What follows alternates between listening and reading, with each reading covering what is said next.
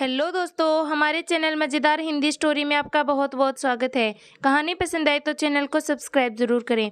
सरस्वती भूख से परेशान हो गई थी। सुबह से मालती ने उसको खाने के लिए कुछ भी नहीं दिया, क्योंकि सुबह नाश्ते में उसने आलू के पराठे बनाए थे और अब वह भी ख़त्म हो गए थे।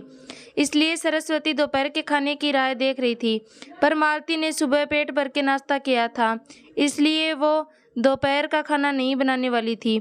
अत्यंत भूख से परेशान हो रही सरस्वती मालती के पास गई और बोली, बहू मुझे बहुत जोरों से भूख लगी है, खाने के लिए कुछ भी दे दे। सरस्वती का कहना सुनकर मालती मुंह टेढ़ा करके बोली, दिन भर सिर्फ आपको भूख ही लगती है, दूसरा तो कुछ काम नहीं रहता आपको।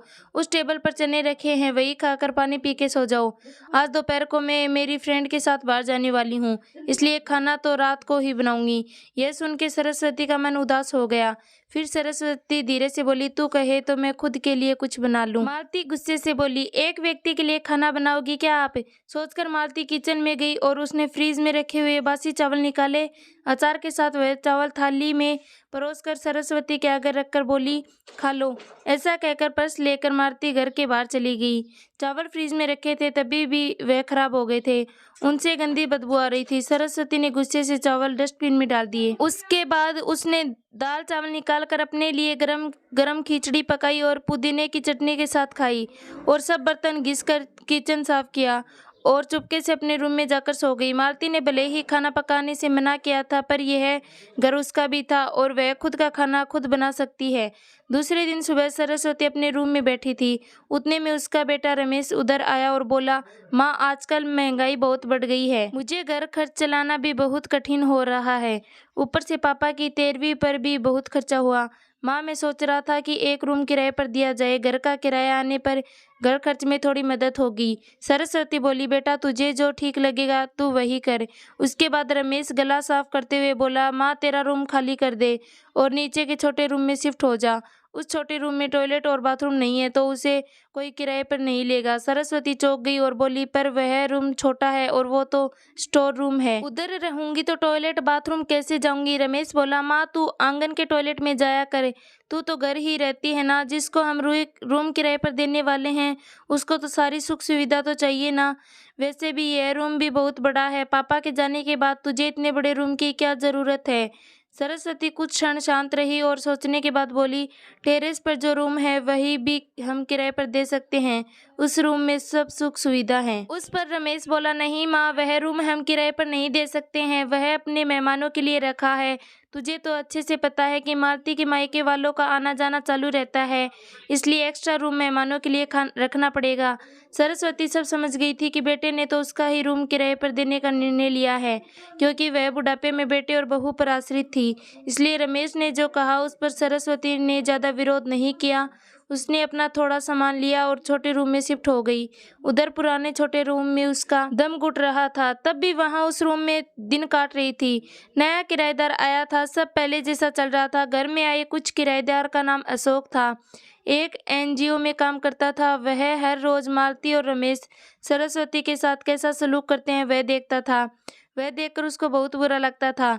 धीरे धीरे सरस्वती अशोक को अपने बेटे जैसा मानने लगी। अशोक भी आते जाते सरस्वती का हालचाल पूछा करता था और उसका ख्याल रखता था। रमेश और मालती को सरस्वती से कुछ लेना देना नहीं था। मालती बचा हुआ खाना उसकी थाली में रखकर जाती और बेटा तो उसकी तरफ देखता भी नहीं था। सरस्वती तो पहले ही समझ चुकी थी कि उसका बेटा पहले जैसा नहीं रहा, वह बदल गया है। फिर भी वो आंखें बंद करके किसी पालतू पशु जैसी घर में रहती थी, क्योंकि बुढ़ापे में उसको दूसरा किसी का सहारा नहीं था। रोटी के 2 टुकड़ों के लिए उनको उसके सहारे रहना पड़ता था। कभी कभी सरस्वती को बहुत रोना आता था। सरस्वती अशोक को अपने मन की बातें बताने लगी। उनके पति की मौत बेटे की लापरवाही से हुई थी, पर वो ज़्यादा नहीं बोल पा रही थी। जब पति काम पर जाते थे तब घर में हम दोनों को बहुत मान सम्मान मिलता था। जब वह काम करने में असमर्थ हो गए तब रमेश को उन्होंने घर खर्च में मदद करके ऐसा कहा। यह बातें रमेश के मन को बहुत लगी। जब तक पति का घर चला रहे थे रमेश अपने सब पैसे बचा लेता था।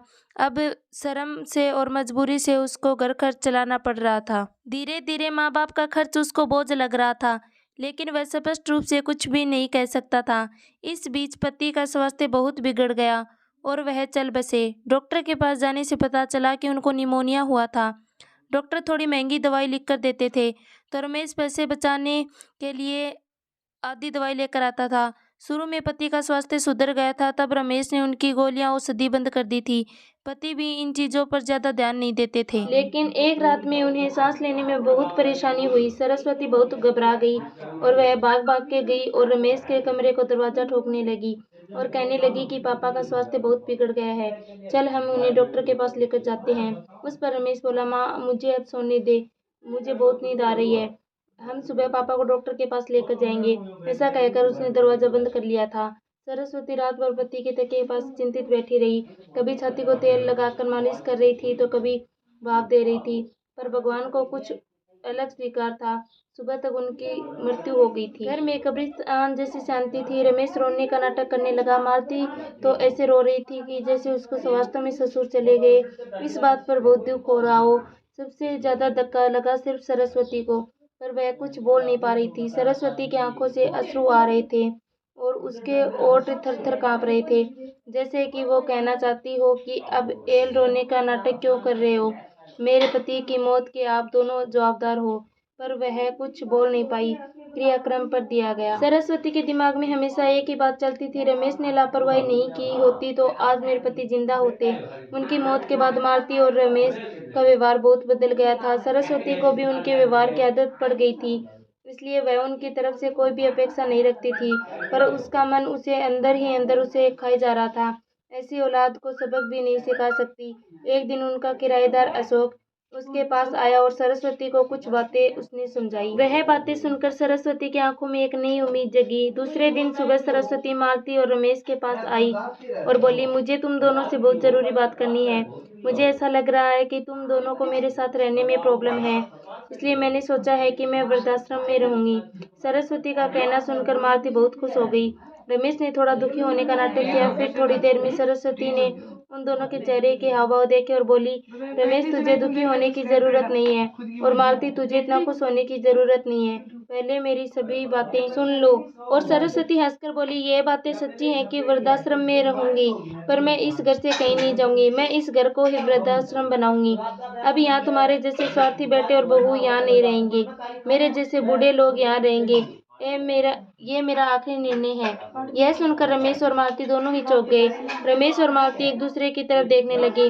उन दोनों ने सोचा कि सरस्वती घर छोड़कर चली जाएगी तो वह दोनों खुशी से रहेंगे। उनको लगा था अब उनको सरस्वती की जवाबदारी लेनी नहीं पड़ेगी, उसका ख्याल नहीं रखना पड़ेगा। पर इधर तो सब उल्टा हो गया था। सरस्वती का कहना सुनकर रमेश गुस्से से बोला, माँ तेरा दिमाग तो ठीक है ना, इस घर पर मेरा अधिकार है, फिर तू इस घर को कैसे वृद्धाश्रम बना सकती है?